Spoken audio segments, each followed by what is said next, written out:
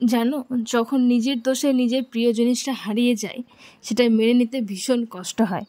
আমার বাচ্চাগুলোকে ছেড়ে আমার ভালো লাগছিল না বলে গতকাল রাতে আমার সোনা পাখিগুলোকে আনন্দ সহকারে শ্বশুরবাড়ি নিয়ে আসি।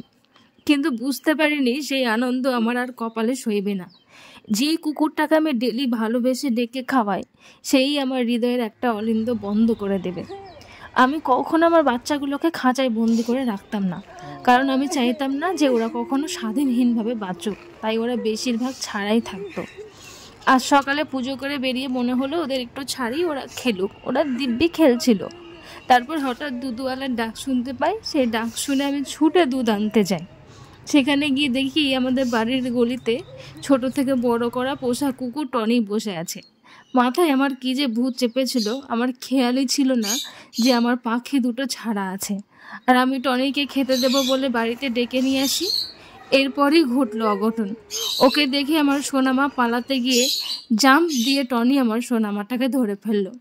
আমি এবং আমার শাশুড়ি মা অনেক কষ্টে ছাড়িয়ে আমি যখন কোলে নিই, আমার সোনামা আমার হাতে জল খেয়ে প্রাণটা হারিয়ে যায়। এখন শুধু বারবার একটাই কথা মনে হচ্ছে, যদি আমি রক্ষা করতে না পারি তাহলে আমি মেরে ফেলার কে।